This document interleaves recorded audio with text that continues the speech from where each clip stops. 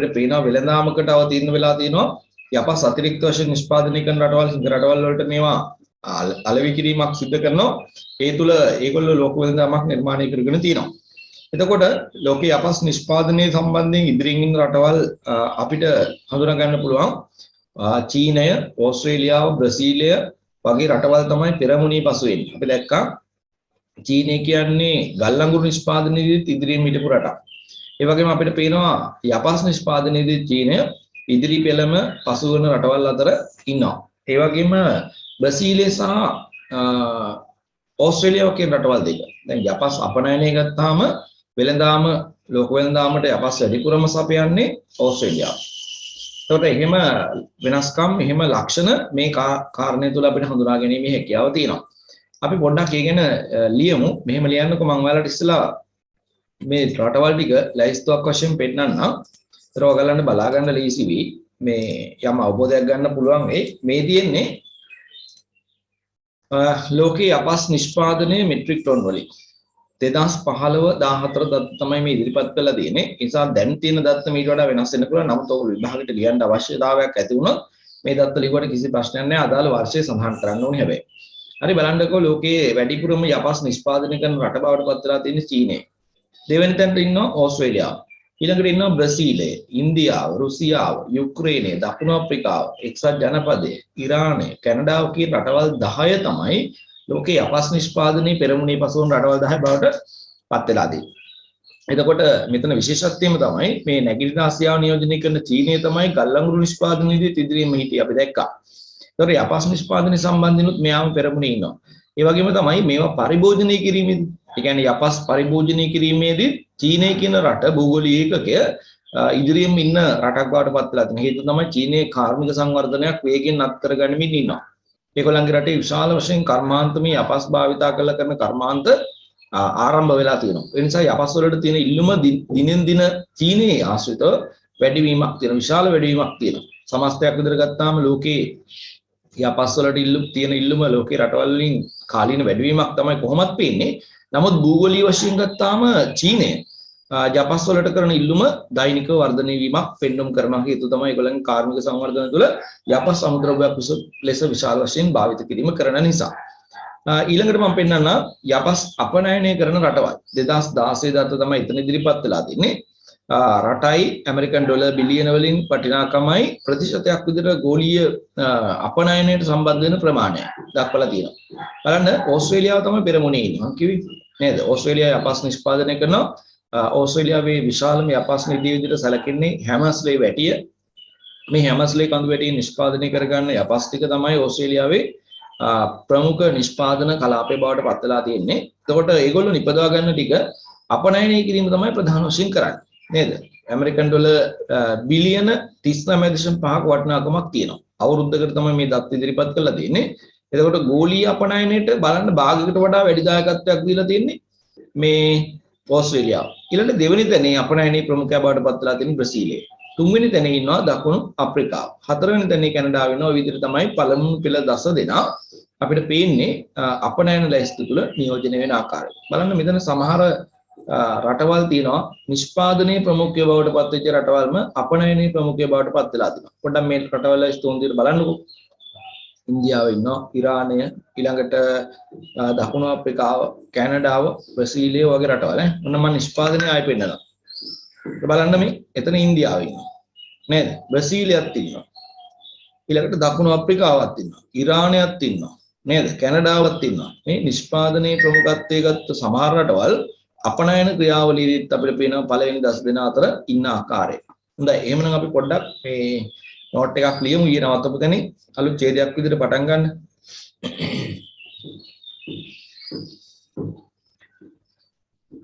යපස් නැමැති ඛනිජ සම්පත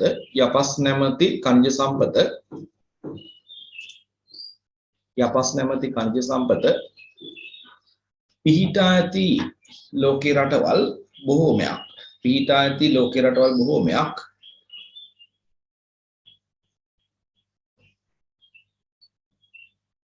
ආකර කර්මාන්තයේ කටයුත්තක්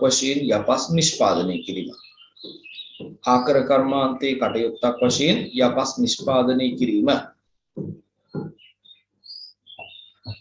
ආකර කර්මාන්තයේ කටයුත්තක් වශයෙන් යපස් නිෂ්පාදනය කිරීම සිදු කරයි.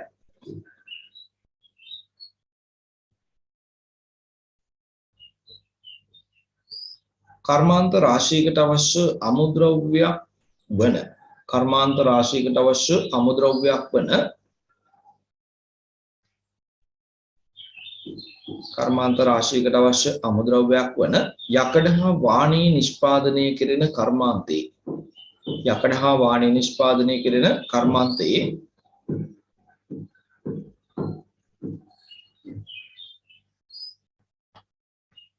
යකඩ හා වාණී නිෂ්පාදනය කරන කර්මාන්තයේ ප්‍රධාන අමුද්‍රව්‍ය බවට පත්ව ඇත්තේ ප්‍රධාන අමුද්‍රව්‍ය බවට පත්ව ඇත්තේ මෙම ඛනිජ සම්පත වන නිසා මෙම ඛනිජ සම්පත වන නිසා යපස් වලට විශාල ඉල්ලුමක් නිර්මාණය වී තිබේ. යපස් වලට විශාල ඉල්ලුමක් නිර්මාණය වී තිබේ. එමෙන්ම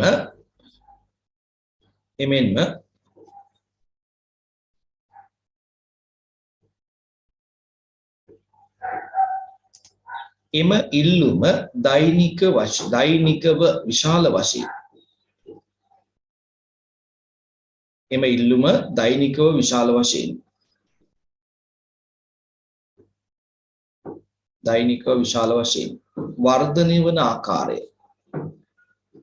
වර්ධනය වන ආකාරය නිරීක්ෂණය කළ හැකිය. වර්ධනය වන ආකාරය නිරීක්ෂණය කළ හැකිය.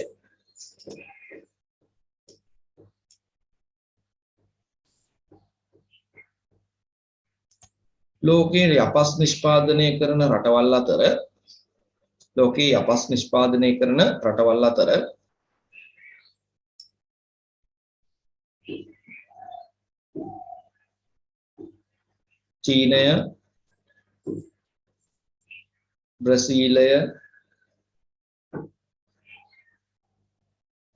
චීනය, බ්‍රසීලය, දකුණු අප්‍රිකාව,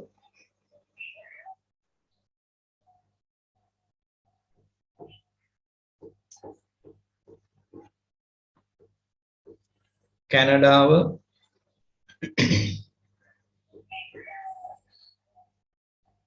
ඉන්දියාව වැනි රටවල්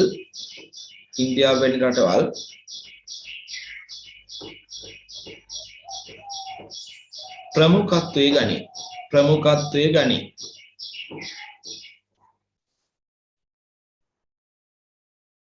එසේම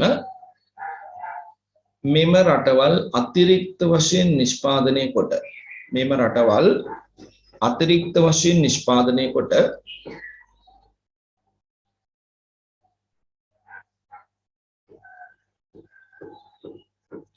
තමන් සතු ඇති අතිරික්ත නිෂ්පාදනය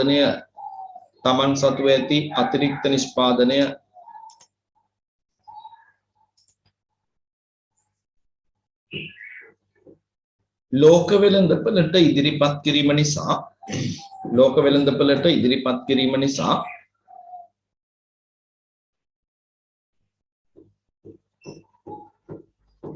අන්තර්ජාතික වශයෙන් යපස්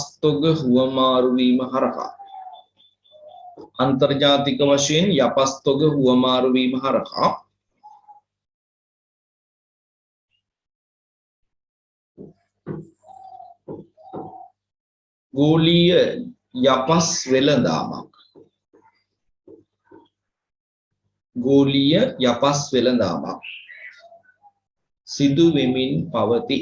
ගෝලීය යපස් වෙළඳාමක් සිදු වෙමින් පවතී.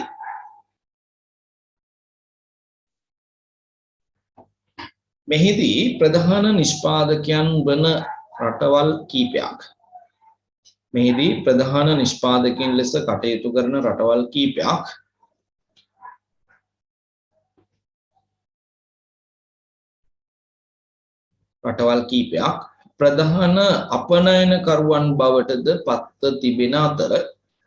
ප්‍රධාන අපනයනකරුවන් බවටද පත්ව තිබෙන අතර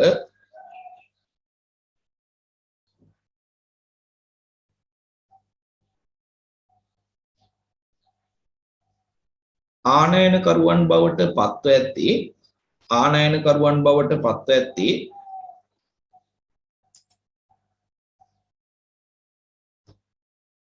චීනය යුරෝපා සංගමයට අයත් රටවල් චීනය යුරෝපා සංගමයට අයත් රටවල් ජපානය දකුණු කොරියාව සහ තායිවානය චීනය යුරෝපා සංගමයට අයත් රටවල් ජපානය දකුණු කොරියාව සහ තායිවානය යන රටවල් වේ මෙම යපස් වෙළඳාමේදී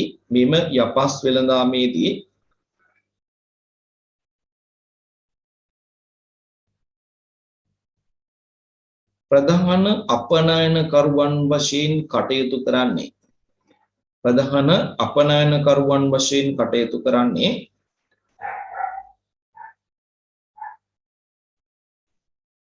ඕස්ට්‍රේලියාව සහ බ්‍රසීලය යන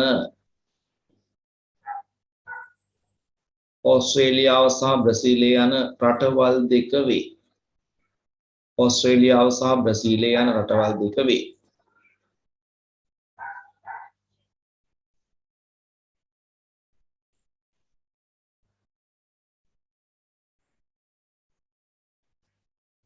යකඩ හා වාණේවලට ලෝකේ පවත්නා ඉල්ලුම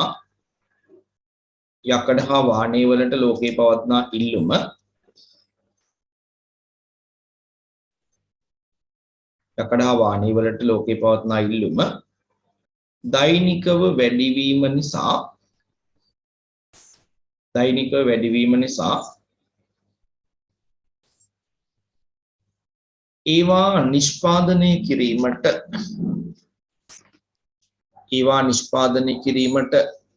භාවිත කරන යපස් සඳහා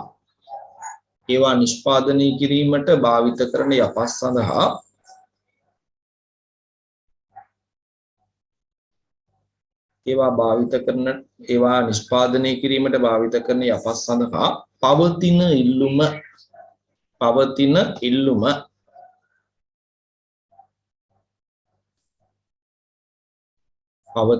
ඉල්ලුම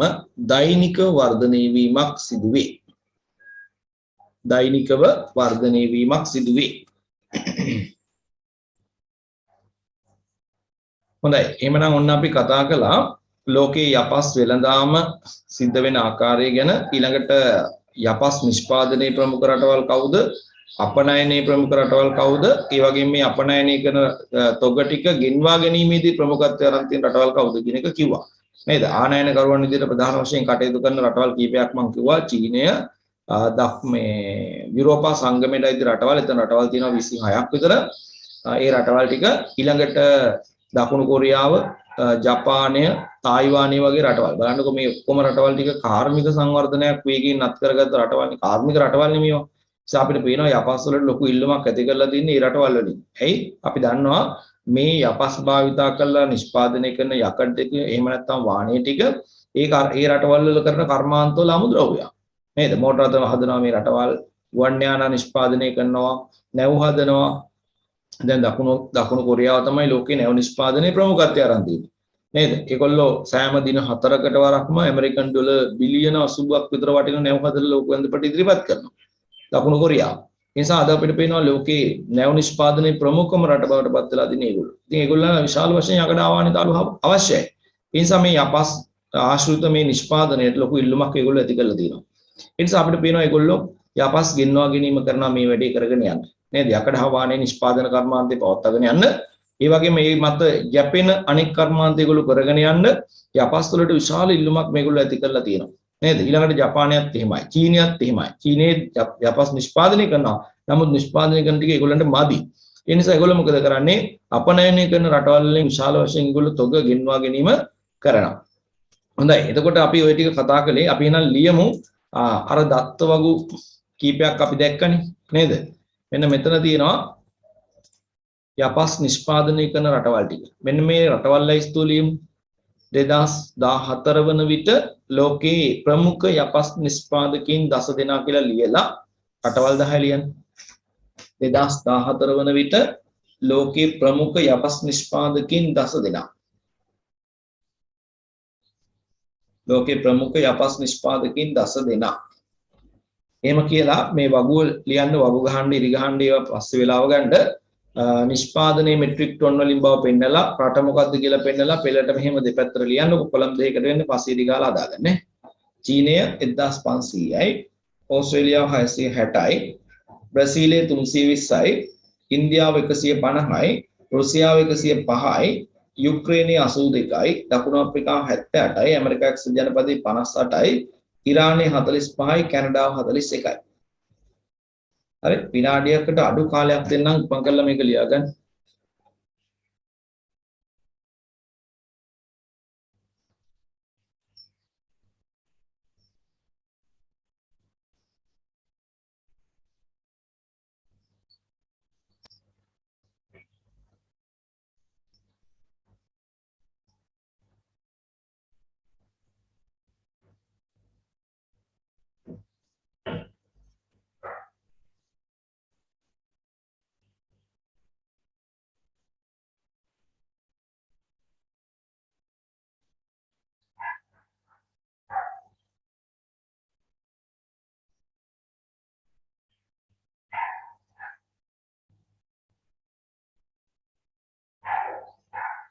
හොඳයි කාලය ප්‍රමාණවත් කියලා මම හිතනවා ඊළඟට ඔහොම සූදානම් වෙන්න ලෝකයේ යපස් අපනයනයේ නිරත ප්‍රධාන රටවල් 10 කවුද කියන එක ලියන්න. ඒක හැබැයි ඇමරිකන් ඩොලර් බිලියන වලින් වටිනාකමයි ගෝලීය අපනයනයට කරන දායකත්වයේ ප්‍රතිශතයක් විදිහට ඉදිරිපත් කරලා තියෙනවා. හරි මේ කොලම් තුනම ලියන්න වෙනවා. ඒකත් විනාඩි එකමාරක් වගේ කාලයක් ඇතුළත ලියා ගන්න පුළුවන්. ඉක්මනට ලියන්නකෝ බලන්න. වගු ගහන්න පස්සේ කරන්න මේ විදිහට කොලම් පිළිවෙලට පහළට ලියන්න. පළවෙනි රට තමයි ඕස්ට්‍රේලියාව. 39.5ක් තියෙනවා. 55ක ප්‍රතිශතක දායකත්වයක් මේ අපනයන කාර්ය සඳහා දායකත්වය දීලා තියෙනවා. ඊළඟ දෙවෙනි තැන ඉන්නේ බ්‍රසීලය. ඒගොල්ලන්ගේ නිෂ්පාදන වටිනාකම අපනයන වටිනාකම ඇමරිකන් ඩොලර් බිලියන 13.3ක්. ගෝලීය නිෂ්පාදනයට කරලා තියෙන දායකත්වය 18.5.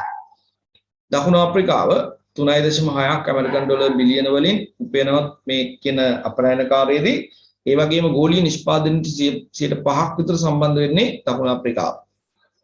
කැනඩාව 2.9ක් ඇමරිකන් ඩොලර් බිලියන වලින් උපයනවා මේ අපනයන කාර්ය මගින්. හැබැයි ගෝලීය නිෂ්පාදනයට 4ක දායකත්වයක් තමයි දෙන්නේ. යුක්‍රේනය 2.3ක ඇමරිකන් ඩොලර් බිලියන ප්‍රමාණයක් උපයනවා අපනයන කාර්ය මගින්.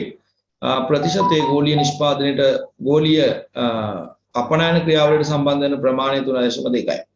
ස්වීඩනය 1.6යි ගෝලීය අපනයන කාර්යයට 2.2ක දායකත්වයක් දෙනවා. නෙදර්ලන්තය 1.1ක් ඇමරිකන් ඩොලර් බිලියන වලින් ආදායම වශයෙන් ලබන මේ අපනයනය කරලා ගෝලීය අපනයන ක්‍රියාවලට සම්බන්ධ වෙන ප්‍රමාණය 1.5යි. ඉන්දියාව ඩොලර් බිලියන 1ක් උපයා ගන්නවා.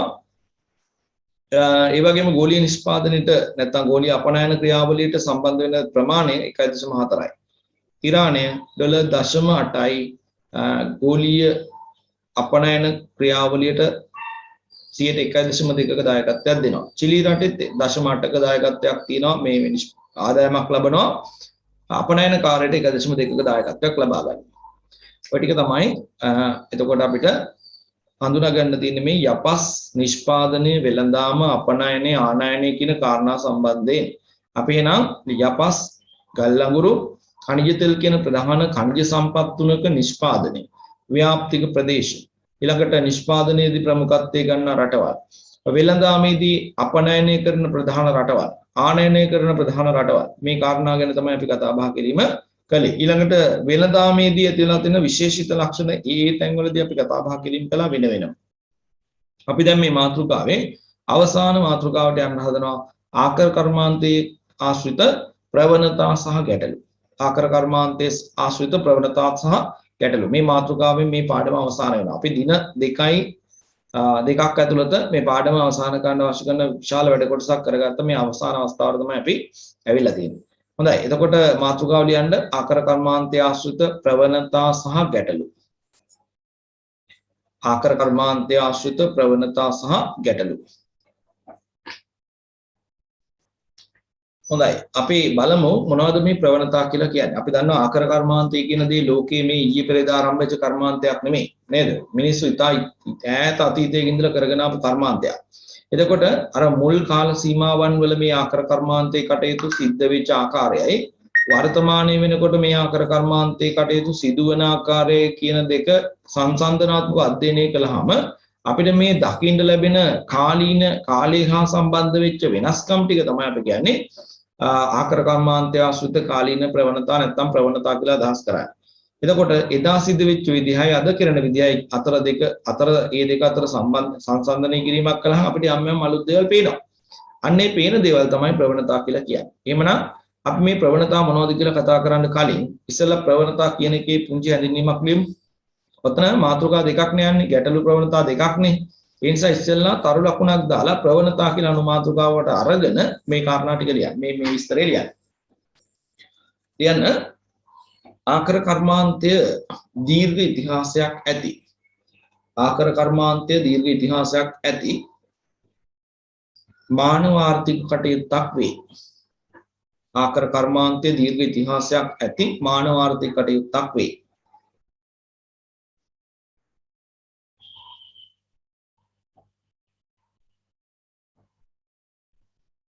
මෙම මානවාර්ථික ක්‍රියාවලිය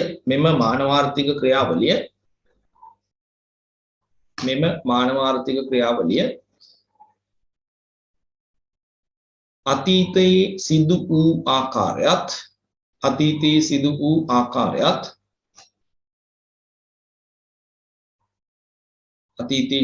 ආකාරයත් වර්තමානයේ සිදුවන ආකාරයත්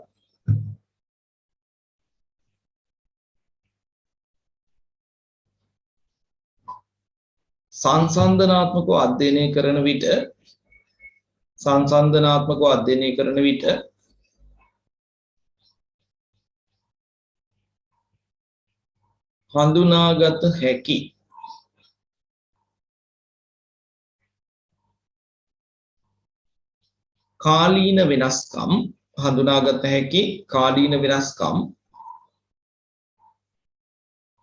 හඳුනාගත හැකි කාලීන වෙනස්කම්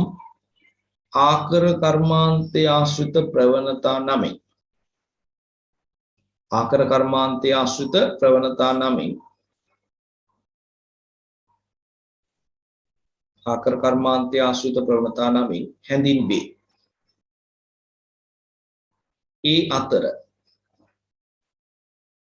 ඒ අතර කමාවක් දාලා නවත්තන්න. ඔතනින් පස්සේ අපි මේ කර්මාන්තයේ තියෙන කාලීන ප්‍රවණතා කීපයක් ගැන තමයි කතා කරන්න හදන්නේ. හොඳයි බලන්න මේ කාලීන ප්‍රවණතා ටික මේ ස්ලයිඩ් එකේ ඔයගලන්ට පෙන්නලා තියෙනවා. අපි එකින් එක අරගෙන බලමු. පළවෙනි කාරණේ කියනවා සංවර්ධිත රටවල ආර්ථික කටයුත්තක් වූ ආක්‍රකාර්මික කටයුතු වලට සංවර්ධනයේ වෙමින් පවතින රටවල් ඇතුළු වී සිටීම. ඉස්සර මේ කර්මාන්තය කරගෙන ගියේ ධනය නැත්නම් අතිරික්ත මුදල් සම්පත් ආයෝජනය කළ හැකියාවක් තියෙන සංවර්ධිත ලෝකයේ රටවල්. නමුත් අද අපිට පේනවා මේ ආර්ථික කටයුත්ත කරගෙන යාම සඳහා නව රටවල් ලැයිස්තුවක් මේකට ඇතුළත් වෙලා ඉන්නවා. අපිට පේනවා මේ රටවල් ලැයිස්තුව තුල වැඩිපුර රටවල් ප්‍රමාණයක් තියෙනවා සංවර්ධනයේ වෙමින් පවත්නා ලෝකයේ රටවල්. දැන් උදාහරණයක් විදිහට ගත්තාම ගල් අඟුරු නිෂ්පාදනය, යපස් නිෂ්පාදනය වගේ කාර්යයන් ඉස්සර කළේ ওই බටහිර යුරෝපීය රටවල්. නේද? අපිට පේනවා මහා බ්‍රිතාන්‍ය 1950 60 70 දශකවලදී ඊටාම ඉදිරියෙන් හිටපු පෙරමුණේ පසු වෙච්ච රටක් විදිහට අපිට හඳුනා ගන්න පුළුවන්. ඒතර ඒගොල්ලෝ සංවර්ධිත රටවල්.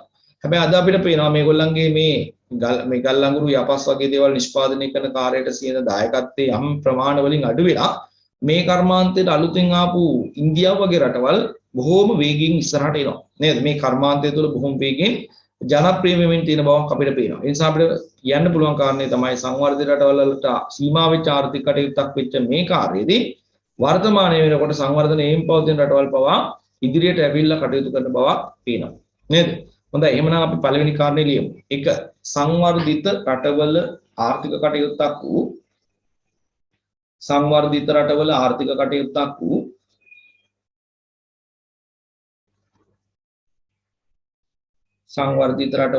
කටයුත්තක් වූ ආකර කාර්මික කටයුතු වලට ආකරකාර්මික කටයුතු වලට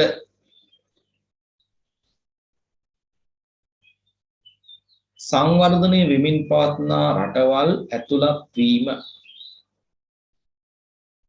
ආකරකාර්මික කටයුතු වලට සංවර්ධනය වෙමින් පවත්නා රටවල් ඇතුළත් වීම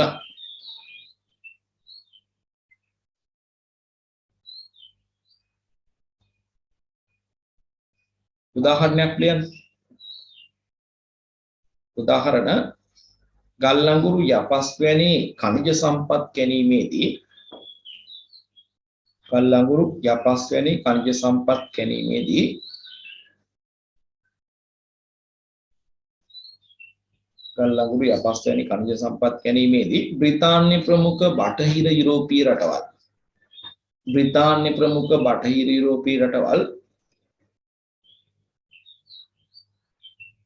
බ්‍රිතාන්‍ය ප්‍රමුඛ බටහිර යුරෝපීය රටවල් අතීතයේදී ප්‍රමුඛත්වයේ ගනු ලැබුවද අතීතයේදී ප්‍රමුඛත්වයේ ගනු ලැබුවද අතීතයේදී ප්‍රමුඛත්වයේ ගනු ලැබුවද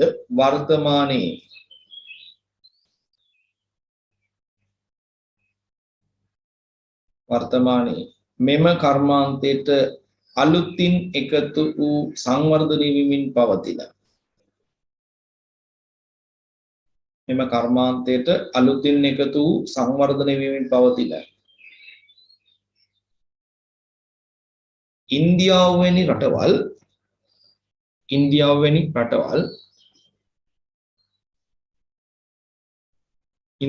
රටවල් ප්‍රමුඛ ස්ථානයට පත්ව සිටීම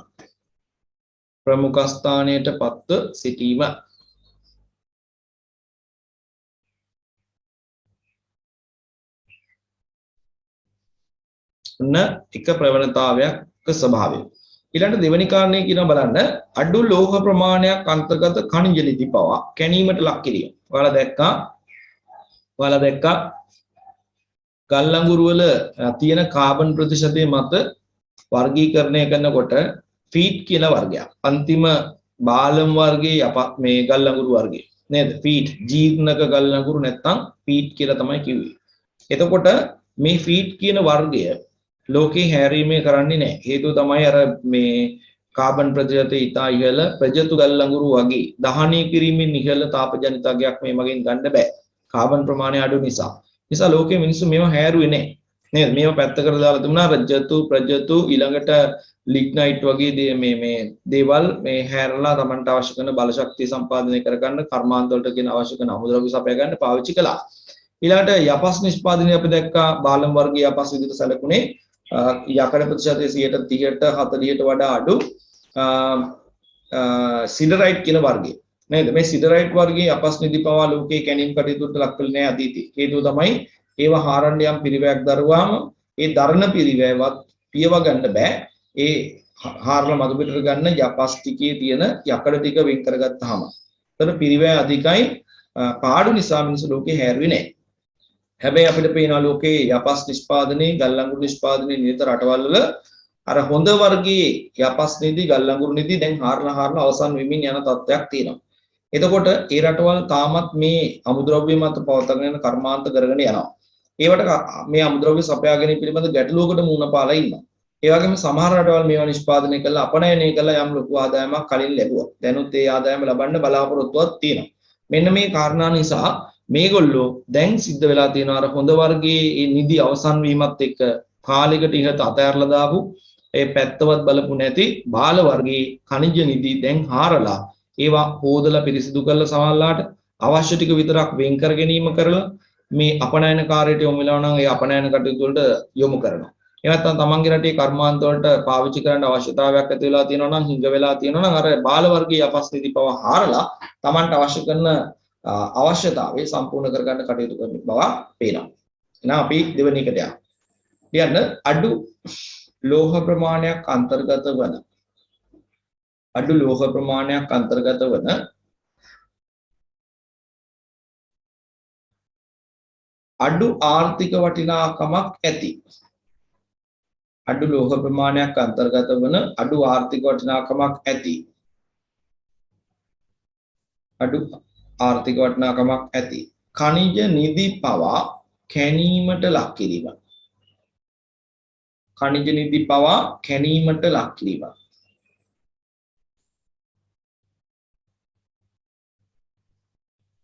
खनिज निधि පවා කැණීමට ලක් කිරීම. උදාහරණ එක අපි මෙහෙම ලියමු එකට පහලින් ලියන ගල් අඟුරු වලදී නැත්නම් ගල් අඟුරු නිෂ්පාදනයේදී කාබන් ප්‍රතිශතය බෙහෙවින් අඩු. කාබන් ප්‍රතිශතය බෙහෙවින් අඩු. ෆීට් නැමැති ගල් අඟුරු වර්ගයේ සහ ෆීට් නැමැති ගල් අඟුරු වර්ගයේ සහ යපස් නිෂ්පාදනයේදී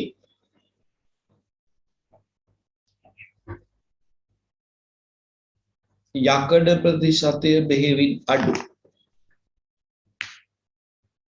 යකඩ ප්‍රතිශතය බෙහෙවින් අඩු. සිඩරයිට් වර්ගයේ යපස් නිධි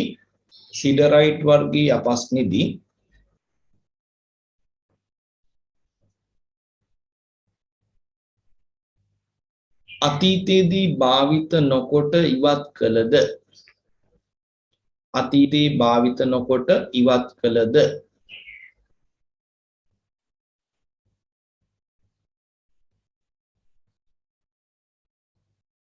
ආකර කර්මාන්තයේ නිරත ඇතැම් රටවල භාවිතයෙන් ඉවත් කළද ආකර කර්මාන්තයේ නිරත ඇතැම් රටවල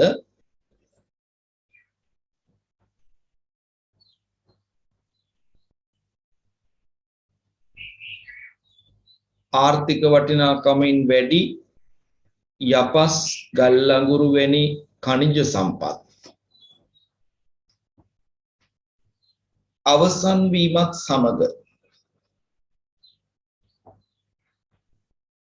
යපස් ගල් අඟුරු වැනි ඛනිජ සම්පත් අවසන් වීමත් සමග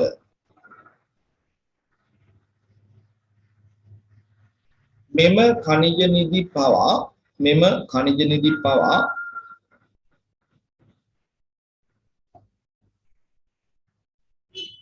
වර්තමානයේදී කැණීම් කිරීමට යොමුව තිබේ. වර්තමානයේ පවා මෙම ඛනිජ නිධි කැණීමට යොමු වී තිබේ.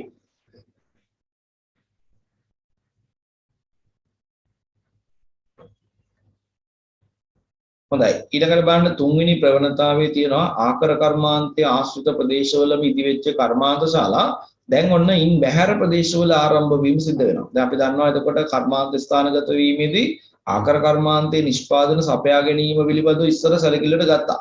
එයි ඔය යපස් ගල් අඟුරු හුණු ගල් ඊළඟට ගල් අඟුරු වගේ දේවල් බරින් ගොඩක් වැඩි. මේ බරින් වැඩි අමුද්‍රව්‍ය සම්පත් ටික සංචලනය කරගන්න නැත්නම් තැනකින් තව තැනකට ගෙනියන එක ලොකු ප්‍රශ්නයක් වෙලා තියෙනවා ඉස්සර. ඒ ප්‍රවාහන පද්ධතිය දියුණු නැහැ. බර කියන සාධකයේ පිළිබඳව හොඳින් හිතන්න වෙලා තිබුණා ඒ කාලේ. ඒ නිසා කර්මාන්තේ ගොඩාක් දුරකට ගෙනිච්චොත් ඒ ද්‍රව්‍ය සංචලනය කිරීම සඳහා ලොකු පිරිවැයක් දරන්න වෙනවා කර්මාන්ත කරුවට. එතකොට යාගේ ලාභය අඩු වෙනවා. නේද? ඒ නිසා ඉස්සර කර්මාන්ත ආරම්භ වුණේ ඒ අදාළ අමුද්‍රව්‍ය සපයා ගන්න පුළුවන් ආකර ආසන්නයේම තමයි. දැන් ගල් අඟුරු ආකරයක් ඊළඟට යපස් ආකරයක් කුණු ගල් සංචිතයක් එහෙම තියෙන තැනකට ආසන්නයේම තමයි යකඩ හවාණී කම්මලක් ඉස්සෙල්ලා ආරම්භ වුනේ. එයි ගල් අඟුරු ටික ඒ ආකරෙන් ගන්න ලේසි, යපස් ටික ගන්න ලේසි, කුණු ගල් ටික සපයා ගන්න ලේසි. නේද? ඒවා පරිවහනය වෙනුවෙන් ලොකු මුදලක් දරන්න අවශ්‍ය වෙන්නේ නැති නිසා.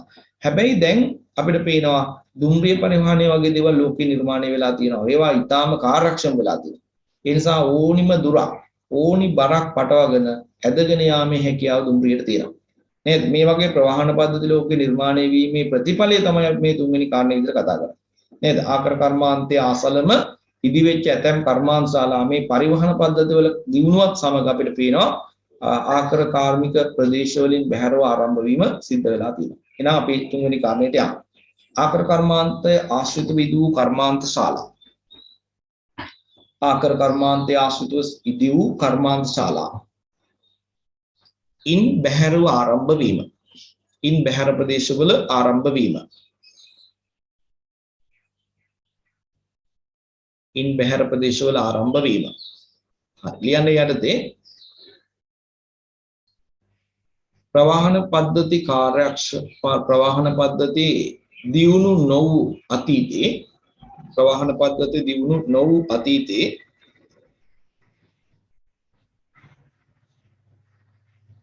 බරින් වැඩි ආකර නිෂ්පාදන පරිවහන බරින් වැඩි ආකර නිෂ්පාදන පරිවහනය බරින් වැඩි ආකර නිෂ්පාදන පරිවහනය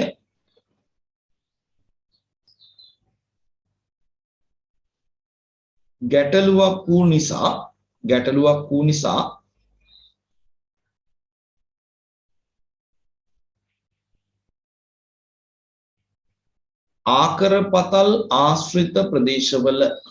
ආකරපතල් ආශ්‍රිත ප්‍රදේශවල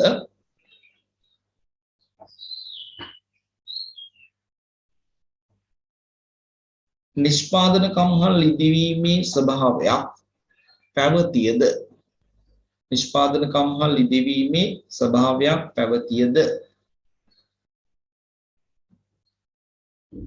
නිෂ්පාදන කම්හල් ඉදිවීමේ ස්වභාවයක් පැවතියද වර්තමානයේ වන විට දියුණු කාර්යක්ෂම පරිවහන පද්ධති නිර්මාණය වීමත් සමග වර්තමානයේ දියුණු කාර්යක්ෂම පරිවහන පද්ධති දියුණු වීමත් සමග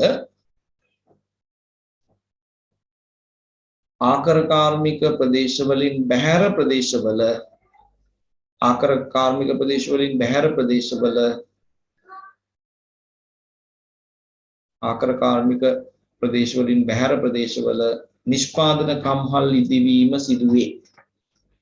නිෂ්පාදන කම්හල් ඉදිවීම සිදුවේ. උදාහරණයක් ලියන්න යපස්කෙත් ආසන්නයේ ඉදි වූ යකඩ හා වාහනේ කම්හල්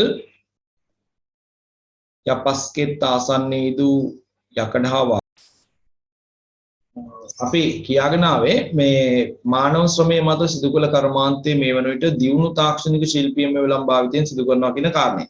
ඉතින් මම කිව්වා මැණික් කිල්ලම් හැරීම වර්තමානයේ කෙරෙන්නේ මේ කාර්යයට. නේද? සිරස් කැණීම් වල හාරගෙන ඉල්ලම තියෙන පැත්තට මිනිස්සු තිරස් දෝනාවක් ගිහලා මැණික් කිල්ලම් ටික කොට දාගෙන ඒවා හොදලා මැණික් හොයාගැනීමේ කාර්යය කළා. දැන් අපිට පේනවා හැබැයි මේ බැකෝ යන්ත්‍ර වගේ දේවල් භාවිතා කරලා. නේද? බැකෝ යන්ත්‍ර වගේ දේවල් භාවිතා කරලා මැණික් කිල්ලම් හොදා ගැනීම නැත්නම් මැණික් කිල්ලම් හොයලා ඒවා තුල තියෙන මැණික් හොයාගැනීමේ කාර්ය මිනිස්සු කරනවා. ශ්‍රමයට මුල් තැනක් ලැබිච්ච කටයුත්ත දැන් අපිට පේනවා යාන්ත්‍රීකරණය වෙලා.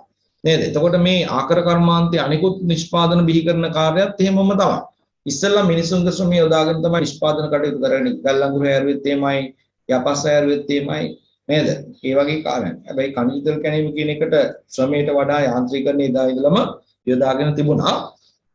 නමුත් අපිට පොදුවේ කතා කරන්න පුළුවන් කාරණේ තමයි එදාට සාපේක්ෂව වර්තමාන කොට මානව ශ්‍රමයට තියෙන වැදගත්කම අඩු වෙලා යන්ත්‍ර වලට තියෙන වැදගත්කම යම් පමණකින් වැඩිවීමක් දකින්න ලැබෙනවා. නේද? එහෙනම් අපි ලියමු හතරවෙනි ප්‍රවණතාව. යන්න ශ්‍රම සූක්ෂමව සිදු කළ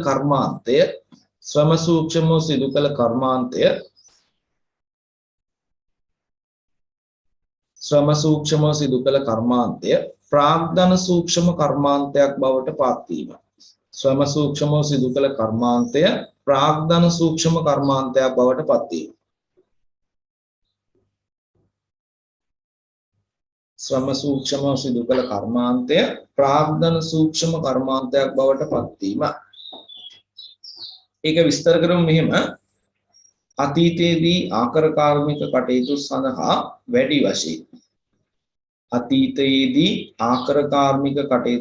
වැඩි වශයෙන්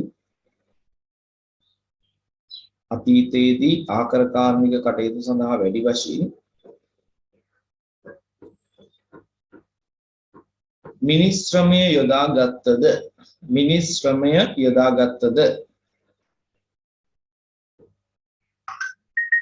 මානව ශ්‍රමය යොදාගත්තද වර්තමානයේ වන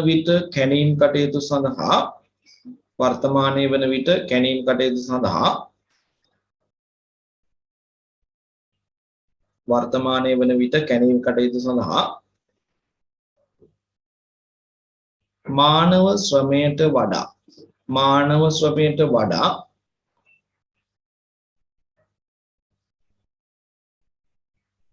යන්ත්‍රෝපකරණ සහ නවීන තාක්ෂණික මෙවලම්. යන්ත්‍රෝපකරණ සහ නවීන තාක්ෂණික මෙවලම්. යන්ත්‍රෝපකරණ සහ නවීන තාක්ෂණික මෙවලම් භාවිත කිරීමක් සිදුවේ. භාවිත කිරීමක් සිදුවේ. මේ නිසා කැණීම් කටයුතු වලදී ශ්‍රමයට පැවති වැදගත්කම. කැණීම් කටයුතු වලදී ශ්‍රමයට පැවති වැදගත්කම. කැණීම් කටයුතු වලදී ශ්‍රමයට පැවති වැදගත්කම යම් පමණකින් අඩු වී තිබේ. ශ්‍රමයට පැවති වැදගත්කම යම් පමණකින් අඩු වී තිබේ.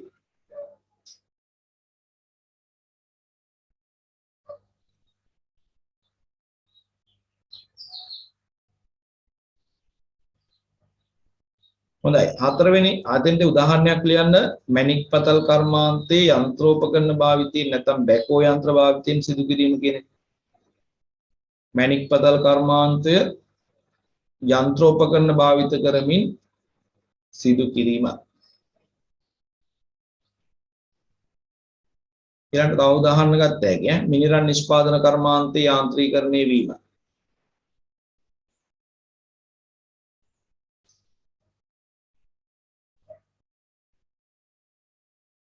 හොඳයි අපි යමු ඊළඟ ප්‍රවණතාවට බලන්න මුල් කාලේ නිෂ්පාදන ප්‍රමුඛයන් වෙච්ච රටවල් වලට එම ස්ථානයේ වර්තමානයේනකොට අහිමි වෙලා තියෙනවා. ඒ වගේම ඒ තැන් වලට නව කාර්මික රටවල් පැමිණීම සිද්ධ වෙලා තියෙනවා. දැන් උදාහරණයක් විතර ගත්තාම 1950 60 70 වගේ දශකවල ගල් අඟුරු නිෂ්පාදනයේ යපස් නිෂ්පාදනයේ ප්‍රමුඛ රටවල් ලැයිස්තුවේ බ්‍රිතාන්‍ය හිටියා.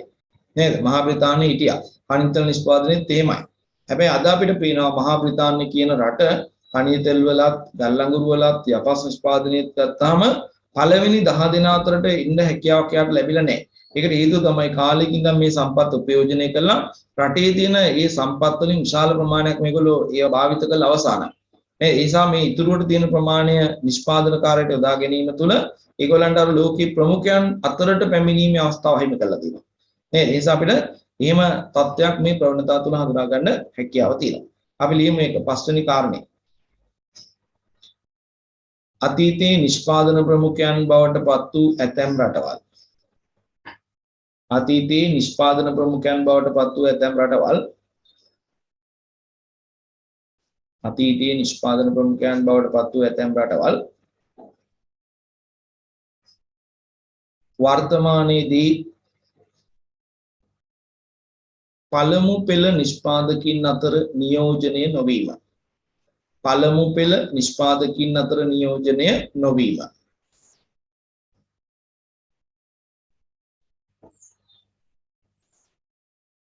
පළමු පෙළ නිෂ්පාදකින් අතර නියෝජනය නොවීම.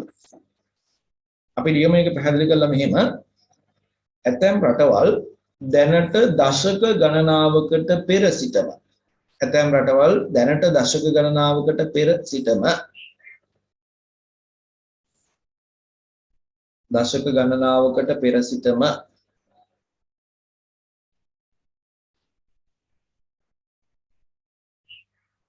ආකර කැණීම් කටයුතු වලට යොමු වීමේ ප්‍රතිඵලය වන්නේ ආකර කැණීම් කටයුතු වලට යොමු වීමේ ප්‍රතිඵලය වන්නේ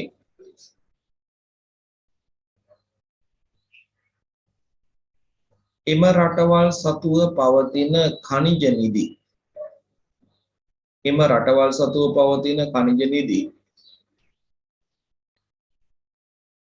වේගෙන් අවසන් වීමේ ගැටලුවකට ඔවුන් මුහුණ පෑමයි. වේගෙන් අවසන් වීමේ ගැටලුවකට ඔවුන් මුහුණ පෑමයි. ඒ නිසා දැනට ඉතිරිව පවත්නා ඛනිජ නිධි කැණීමෙන් දැනට ඉතිරිව පවත්නා ඛනිජ නිධි කැණීමෙන්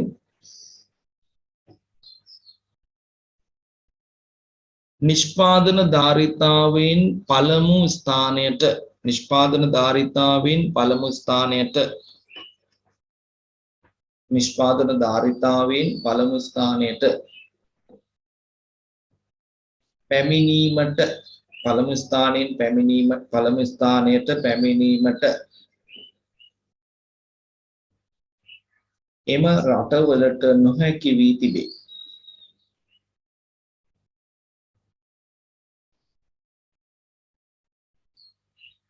ඒ වෙනුවට නව ඛනිජ නිධි හඳුනාගෙන නිෂ්පාදන කර්මාන්තයට එකතු වූ නව ඛනිජ නිධි හඳුනාගෙන නිෂ්පාදන කර්මාන්තයට එකතු වූ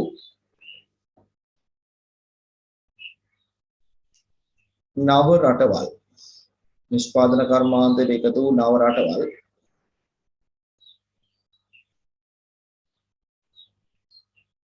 නිෂ්පාදන කර්මාන්තයෙන් පළමු පෙළ රටවල් තුලට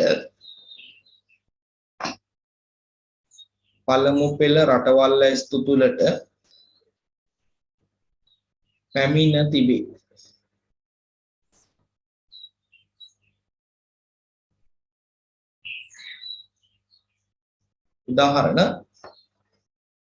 උදාහරණ खनिज तेल යපස් ගල්ලඟුරු නිෂ්පාදනයේදී මහා බ්‍රිතාන්‍ය යපස් ගල්ලඟුරු खनिज तेल නිෂ්පාදනයේදී මහා බ්‍රිතාන්‍ය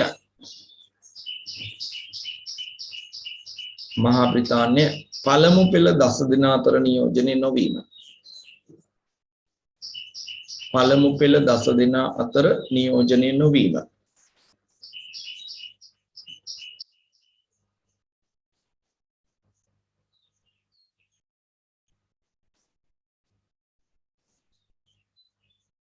ඊළඟ දෙවෙනි උදාහරණය. දැන් අලුත් රටවල් මේකේ ලයිස්තුවට එකතු වෙලා බව පෙන්වන්නත් එපේ. එතෙන්ට ලියන්න දෙවෙනි උදාහරණය. ඉන්දියාව වැනි ආසියාතික රටවල් මෙම නිෂ්පාදන තුනෙන්ම පළමු පෙළ රටවල් ලයිස්තුවේ නියෝජනය වීම. ඉන්දියාව වැනි රටවල් මෙම නිෂ්පාදන තුනෙන්ම පළමු පෙළ නිෂ්පාදන රටවල් ලයිස්තුවේ නියෝජනය වීම.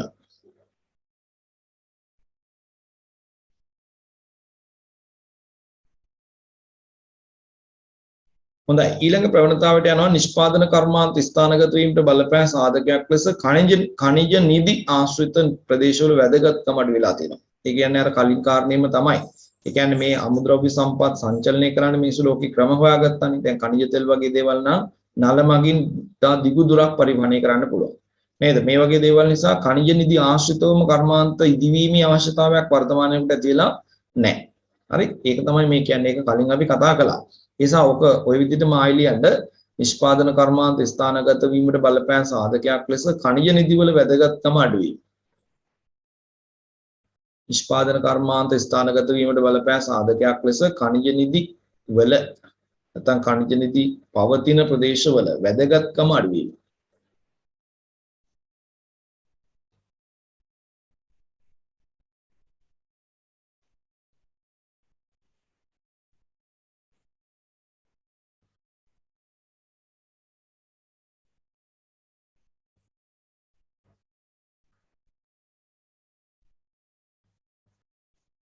හොඳයි ඊළඟට අවසාන ප්‍රවණතාවයට අපි යන්න හදන්නේ ඛනිජ සම්පත් ක්‍රමෙන් ක්ෂය වීම. ඒ කියන්නේ භාවිතයත් සමග අඩු වෙලා යාම සිද්ධ වෙනවනේ.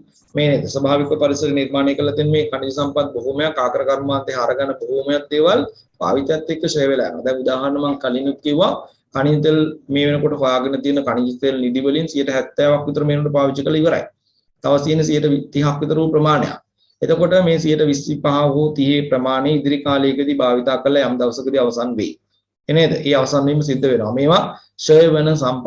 ඒ නිසා තමයි මේ කියන්නේ ඛනිජ සම්පත් ක්‍රමෙන් ක්ෂය වීම හා සංරක්ෂණ උපාය මාර්ගයක් ලෙස විකල්ප සම්පත් කෙරෙහි යොමු වීම අද වෙනකොට අපිට දකින්න ලැබෙනවා.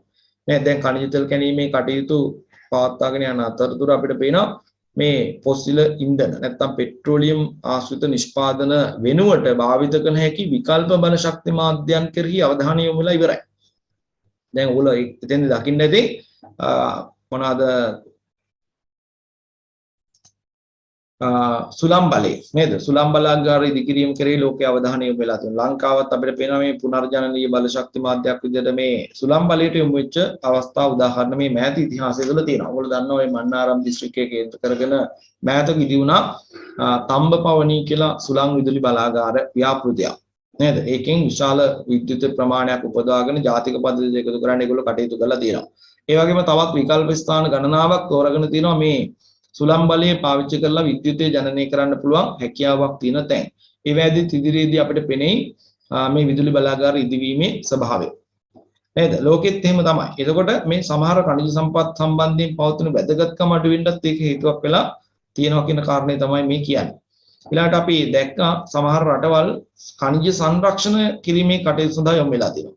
නේද? ඛනිජ සංරක්ෂණය කිරීමේ කටයුතු සඳහා යොමු වෙලා තියෙනවා. දැන් අර ඔයාලාට ඛනිජ තෙල් වෙනදාම ගැන කතා කරනකොට කිව්වා අර ඇමරිකාව, කැනඩාව වගේ රටවල් තෙල් තොග සංරක්ෂණය කිරීම කරනවා කියලා. ඒගොල්ලෝ තෙල් තොග ගෙනල්ලා ගබඩා කරගෙන ඉන්නවා. එයි ඉදිරි කාලයේදී මේවා පාවිච්චියට යොමු කරන්න නැත්නම් වෙළඳපොළට යොමු කරලා ලොකු ලාභයක් ලබන්න. සංරක්ෂණය කිරීමේ අරමුණ ඕකයි. නේද? නැති වෙන ඉදිරි කාලයේදී ඒවා වෙළඳපොළට යොමු කළා විශාල ලාභයක් ලැබීම අපේක්ෂාවෙන් තමයි ඇමරිකාව, කැනඩාව වගේ රටවල් තෙල් තොග එකතු කිරීමේ කාර්ය කරන්නේ. හොඳයි. එහෙනම් අවසාන ප්‍රවණතාව ගැන මෙහිම ලියමු. ඛනිජ සම්පත් ක්‍රමයෙන් ක්ෂය වීම හා ඛනිජ සම්පත් ක්‍රමයෙන් ක්ෂය වීම හා සංරක්ෂණ උපාය මාර්ගයක් ලෙස සංරක්ෂණ උපාය මාර්ගයක් ලෙස සංරක්ෂණ උපාය මාර්ගයක් ලෙස විකල්ප ඛනිජ සම්පත් කෙරෙහි යොමු වීම. විකල්ප ඛනිජ සම්පත් කෙරෙහි යොමු වීම.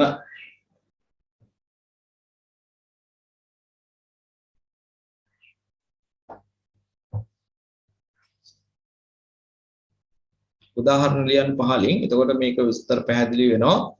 ලෝකේ බොහෝ රටවල්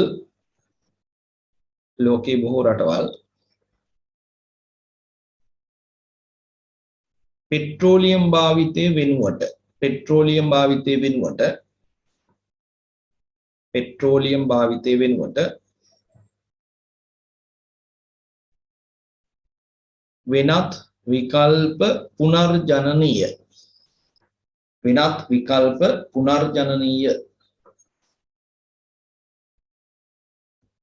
වෙනත් විකල්ප පුනර්ජනනීය බල ශක්ති මාධ්‍යයන්ට යොමු වීම. වෙනත් විකල්ප පුනර්ජනනීය බල ශක්ති මාධ්‍යයන්ට යොමු වීම.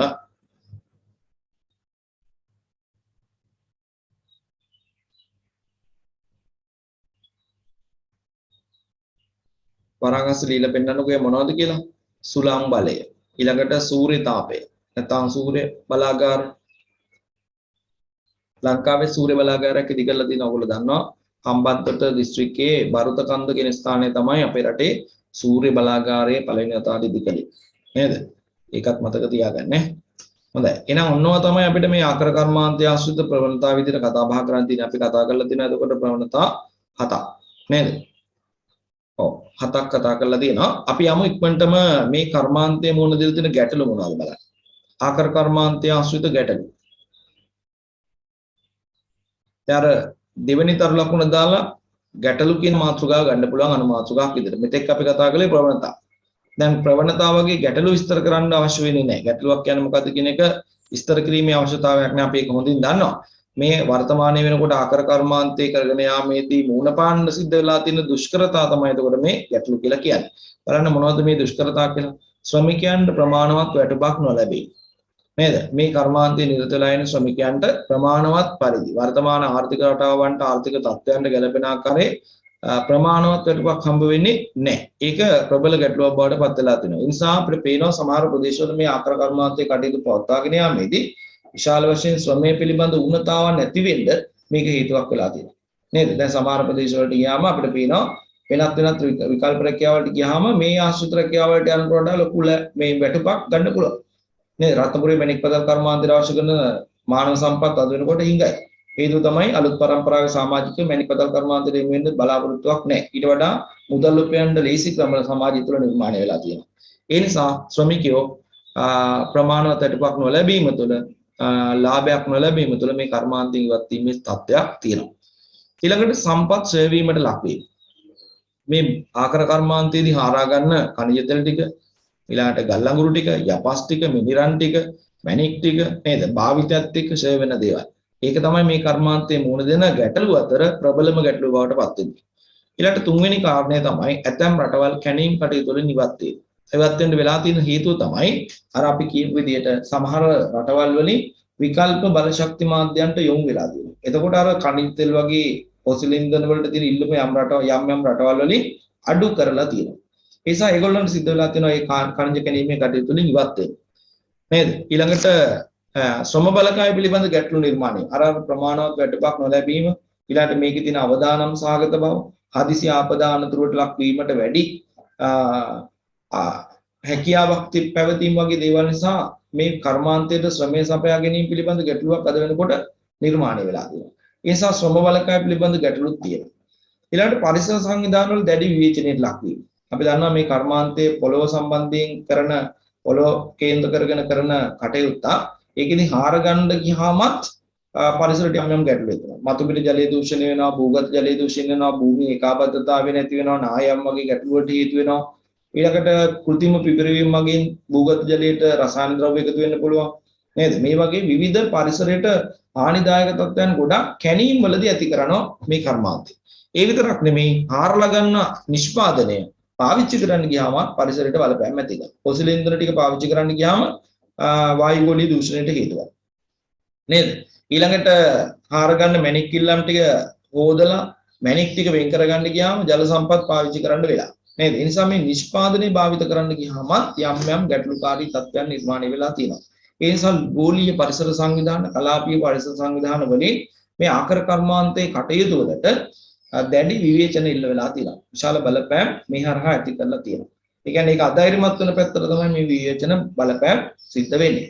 ඊළඟට ආපදා තත්ත්වයන්ට මුහුණ දීමට සිදු වෙනවා. නේද? දෝණ කඩාගෙන වැටෙනවා, පතල් කඩාගෙන වැටෙනවා, සමහරට විෂ වායු කාන්ද වෙනවා, පතල් වල හදිසි ගිනි ගැනීම හට ගන්නවා. නේද? මෙන්න මේ වගේ දේවල් නිසා මේ කර්මාන්තයේ ආපදාවන්ට ලක්වීමේ ස්වභාවයක් වර්තමාන වෙනකොට දකින්න ලැබෙනවා. දැන් ඔබට සමහරට අහන්නත් දැකින් ලැබිලත් ඇති මැණික් පතල් කර්මාන්තය කරන්න ගිය සමහර ප්‍රදේශවල දෝණා තුල මිනිස්සු හිර වෙනවා. නේද? දෝණාව ගිහලා ඉදිරි වැඩ කටයුතු කරනකොට දෝණාව යම් පැත්තක් කඩාගෙන වෙලා ආපහු එන්න බැරි වෙනවා. අස හිර වෙනවා. නේද? ඊට පස්සේ ලොකු පරිශ්‍රමයන් දරලා සමහර අවස්ථාවලදී බැකෝ යන්ත්‍ර වගේ දේවල් දාලා දෝණාව දක්වාම හරලා මිනිස්සු මුදාගත්ත අවස්ථාවක් තියෙනවා.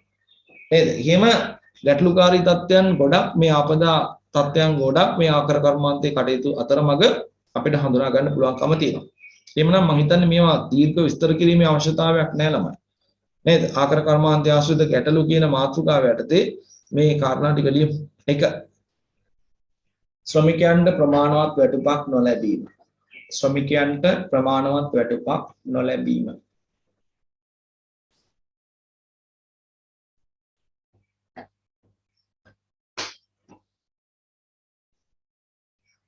ඊළඟට 2 සම්පත් ඡය වීමට ලක්වීම.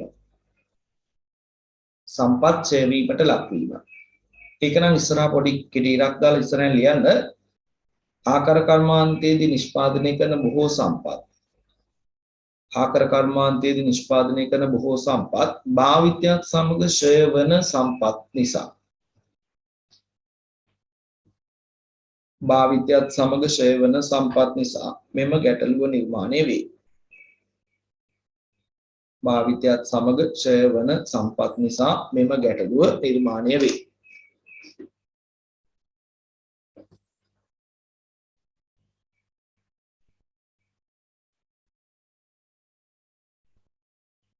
ඊළඟට තුන්වෙනි ගැටලුව ඇතැම් රටවල් කැණීම් කටයුතු වලින් ඉවත් වීම. ඇතැම් රටවල් කැණීම් කටයුතු වලින් ඉවත් වීම.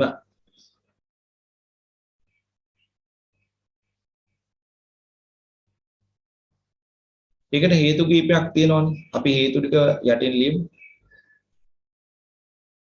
ඇතැම් ඛනිජ නිධි භාවිතයත් සමග අවසන් වීම.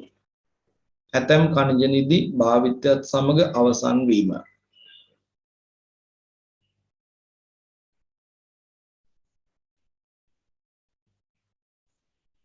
දැනට ඉතිරිව පවත්නා නිධි කැණීම පිරිවැය අධික වීම. දැනට ඉතිරිව පවත්නා නිධි කැණීම පිරිවැය අධික වීම.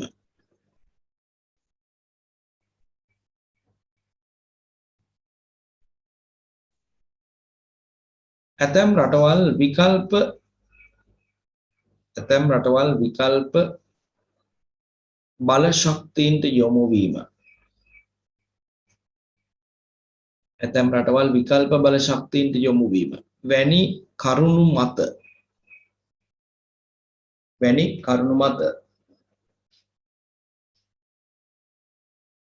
ආකර කර්මාන්තයේ නිරත ඇතැම් රටවල් කැණීම් කටයුතු වලින් ඉවත්ව යාම සිදුව තිබේ.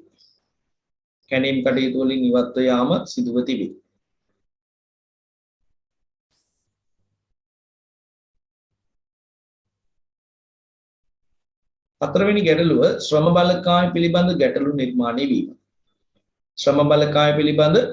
නිර්මාණය වීම. ඒකට හේතුව තමයි අපි අර කිව්වේ මේ පහසුවෙන් මුදල් උපයන්න පුළුවන් මේ කර්මාන්තයට වඩා ලේසියෙන් කරන්න පුළුවන් රැකියා අවස්ථා ලෝකයේ නිර්මාණය වෙනකොට නව පරම්පරාවල සමාජිකයෝ මේ කර්මාන්තයේ තියෙන රැකියාව සඳහා යොමු වෙන්නේ නැහැ. ඒ නිසා තමයි මේ ශ්‍රම බලකාය පිළිබඳ ගැටලු මේ කර්මාන්තයට ඇති වෙලා තියෙන්නේ. අපි නිසා ඒක විස්තර කරලා ලියමු. මෙහෙම ලියන්න. ආකර කර්මාන්තයේ රැකියාවලට වඩා පහසුවෙන් මුදල් ඉපිය හැකි. ආකර කර්මාන්තයේ රැකියාවලට වඩා පහසුවෙන් මුදල් ඉපිය හැකි.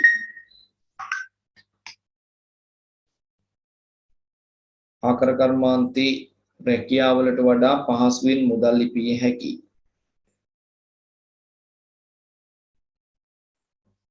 වෙනත් රැකියා අවස්ථා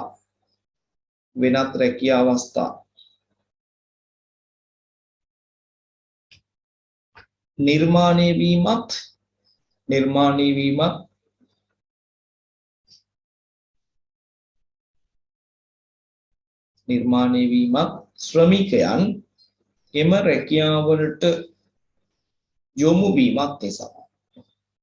ශ්‍රමිකයන් එම රැකියාවලට යොමු වීමත් නිසා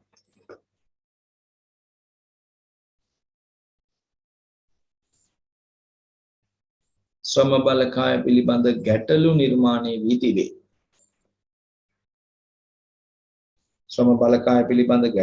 නිර්මාණය වී තිබේ.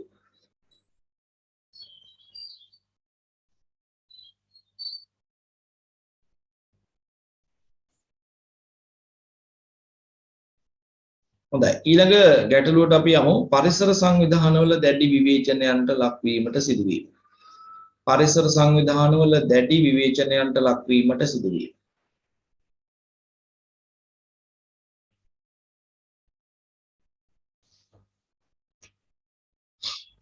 ඒකත් පැහැදිලි කරන්න අවශ්‍ය වෙනවා. ඒ නිසා අපි මෙහෙම ලියමු.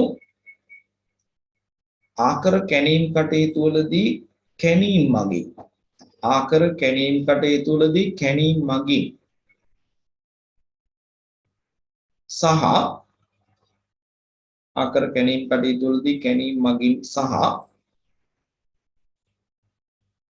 කැණීමෙන්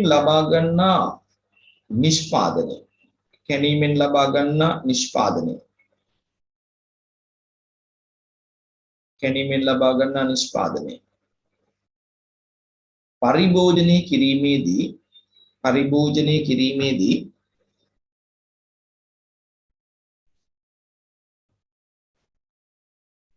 පරිසරයට හානිදායක තත්ත්වයන් ඇති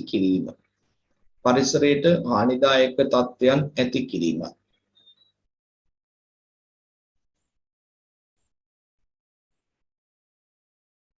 පරිසරයට හානිදායක තත්ත්වයන් ඇති කිරීම.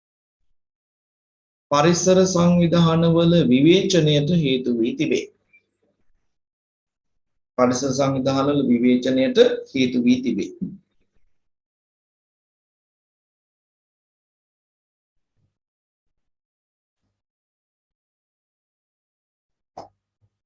උදාහරණයක් ලියන්නකො. භූගත කැණීම් වලදී භූතල හා භූගත ජලය දූෂණය වීම. භූගත කැණීම් වලදී භූගත ජලය හා භූතල ජලය දූෂණය වීම.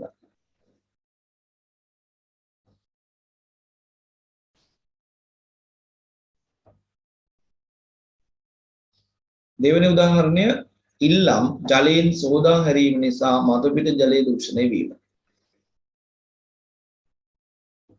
ඉල්ලම් ජලයෙන් සෝදා හැරීම නිසා මතුපිට ජලය දූෂණය වීම.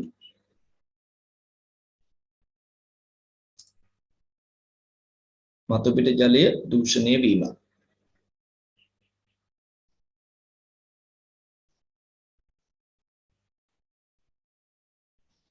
හරි, ඊළඟ අවසාන ගැටලුව තමයි කර්මාන්තය තුල ඇතිවන හදිසි ආපදා තත්ත්වයක්. කර්මාන්තය තුල ඇතිවන හදිසි ආපදා තත්ත්වයක්.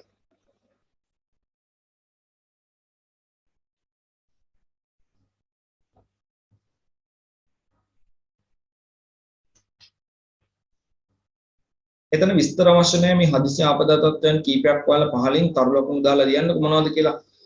පතල් කඩාගෙන වැටීම. පතල් කඩා වැටීම. දෝනා කඩා වැටීම.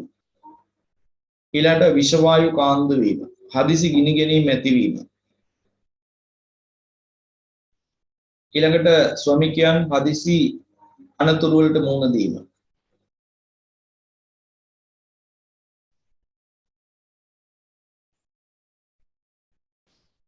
ශ්‍රමිකයන්ට හදිසි අනතුරු වලට මුහුණ දීමට සිදුවීම. ඊළඟට විෂ වායු කාන්දු වීම. ඔව තමයි ආපදා තත්ත්වයන් බවට පත් වෙලා තියෙන්නේ. ඊළඟට මෙතන සඳහන් නොවිච්ච තවත් කරුණු දෙකක් අපිට දෙන්න ලියන්න පුළුවන්. ඒ කාරණයක් තමයි එකක් තමයි දැනට හාරලා මතු පිට තියෙන khනිජ සම්පත් අවසන් වෙලා සමහර රටවල් වලට සිද්ධ වෙලා තියෙනවා ඉතා අධික ගැඹුරක තියෙන khනිජ නිදි කැණීමට. නේද? ලංකාවේ මිනිරම් කර්මාන්තයේ හොඳ උදාහරණයක්. මතු පිට මිනිරම් සම්පත් ටික කාලයක් තිස්සේ හාරලා ඉවරයි. දැන් ඉතුරුලා තියෙන ගොඩක් ගැඹුරු තියෙනවා. ඒවා හාරන්න ගියාම ඉතාම වියදම අධිකයි. නේද? අන්න ඒකත් මේ කර්මාන්තයේ මොන දෙන ගැටලුවක්. එහෙනම් ලියන්න ඒකත් හත්වෙනි කාරණය.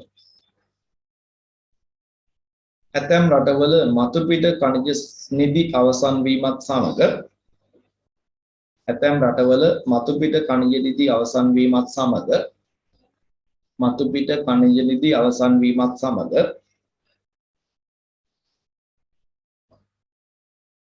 අධික ගැඹුරක පවතින khනිජ නිදි කැණීම.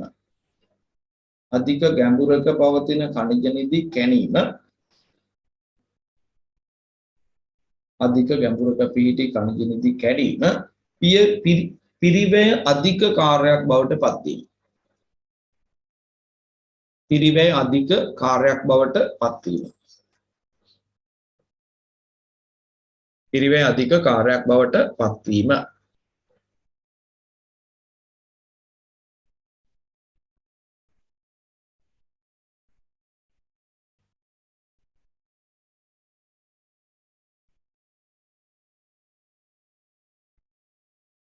හොඳයි, ඒ එක ගැටලුවක්. ඊළඟට තවත් ගැටලුවක් තමයි ආකර කර්මාන්තයේ නිරත නැත්නම් රැකියා කරන ශ්‍රමික පිරිසක් ඉන්නවනේ. මේ වෙනකොට අපි දන්නවා ඒගොල්ලොන්ගේ මේ දායකත්වයේ ශ්‍රමය සැපයීම සඳහා තියෙන දායකත්වයේ අඩුවීමක් තියෙනවා අර කියපු කාරණා නිසා. නමුත් මේ කටයුත්තේ නිරත වෙච්ච යම් පිරිසක් තාම ඉන්නවා ලෝකේ. නේද? මේගොල්ලන්ට ඇතිවන ඒ ආකර කාර්මික කටයුතු වල නිරත වීම නිසා ඇතිවන රෝගාබාධ තත්ත්වයන්ුත් මේකේ ගැටලුවක් බවට පත් වෙලා තියෙනවා. ඒ මොනවද රෝගාබාධ? සමහර අයට මේ කැණීම් කටයුතු වලදී මේ වායු වලට එකතු වෙන මේ කැණීම් ආශ්‍රිත දුවිලි වගේ දේවල් පෙනහළු ආශ්‍රිත ආබාධ වලට හේතු වෙලා තියෙනවා. ඊළඟට සමහර khනිජ සම්පත් හැමී තැන්පත් වීම නිසා චර්ම රෝග වලට ලක් වෙන්නලා තියෙනවා. සමහර අයට අක්ෂය ආබාධ ඇති වෙලා තියෙනවා. නේද? එයි දවසේ වැඩි කාලයක් අර අඳුරු තැන්වල ගැවසීම. ඊළඟට සමහර khනිජ වල කොටස් ඇස්මත් පතිත වීම. මේ වගේ දේවල් නිසා ඇස්වල ගැටලු නිර්මාණය වෙලා තියෙනවා. ඊළඟට චර්ම රෝග විවිධ සම ආශ්‍රිත ගැටලු මේ වගේ දේවල් වලට ශ්‍රමිකයන්ට මුහුණ පාන්න සිද්ධ වෙලා තියෙනවා. අපි ඒ නිසා මේ தත්ත්වය ගැන අවසානයේ ලියමු. අන්තිම කාරණේ 8 වෙනි එක ආකර කාර්මික කටයුතු වල නිරත ශ්‍රමිකයින්ට ආකර කර්මාන්තය ආශ්‍රිත කටයුතු වල නිරත ශ්‍රමිකයින්ට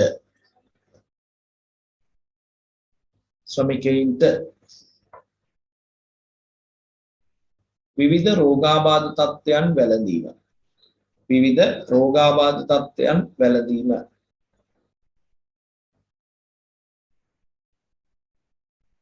විවිධ රෝගාබාධ තත්ත්වයන් වැළඳීම. උදාහරණ ලියන්නකෝ. අක්ෂි ආබාධ. අක්ෂි ආබාධ. ඊළඟට ශ්වසන පද්ධතිය ආශ්‍රිත රෝගාබාධ සහ පිළිකා. ශ්වසන පද්ධතිය ආශ්‍රිත රෝගාබාධ සහ පිළිකා.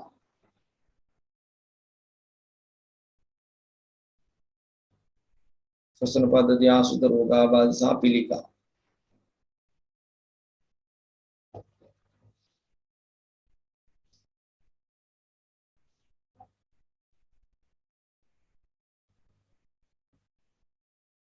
ඊළඟට චර්ම පිළිකා. චර්ම පිළිකා.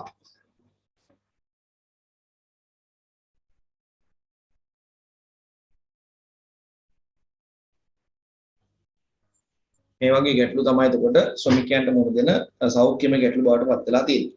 හොඳයි. එහෙමනම් මෙතනින් අපේ පාඩම අවසන් වෙනවා. අපි ආපහු මුලටම ගිහිල්ලා කතා බහ කළොත් අපි ආකාර කර්මාන්තය කියන්නේ මොකක්ද කියලා හැඳින්වුවා. ආකාර කර්මාන්තයේ ලෝකයේ සිද්ධ වෙන ආකාරය, ඊළඟට ආකාර කර්මාන්තයේ ඉතිහාසය ගැන, ඊළඟට තෝරාගත්ත ಖನಿජ නිදි නැත්නම් ಖනිජ සම්පත් තුනක ආකාර කාර්මික කටයුතු සිද්ධ වෙන ආකාරය. නේද? ಖනිජ තෙල් වල, ඊළඟට ගල් අඟුරු වල, යපස් වල නිෂ්පාදනය, ව්‍යාප්තිය, ප්‍රවණතා, ගැටලු කතා කළා. ඊළඟට අවසානයේ අපි ආව මාතෘකා කර ආකාර කර්මාන්තයේ වර්තමානයේ මූණ පාන ගැටලු සහ ඒ ආශ්‍රිත ප්‍රවණතා මොනවද කියන වෙනම මාතෘකා දෙකක් විතර අපි කතා බහ කිරීම කළා. මෙතනින් ඔයගොල්ලන්ගේ ආකාර කර්මාන්තය කියන මානසික භූගෝල විද්‍යාවට අයිති පාඩම අවසන් වෙලා. හරි අවසන් වෙනවා. ඔයගොල්ලන්ට මොන හරි ගැටලුකාරී තැනක් තියෙනවා නම් මේ පාඩම අවසන් කරන්න කලින් දැන් අහන්න අවස්ථාව තියෙනවා.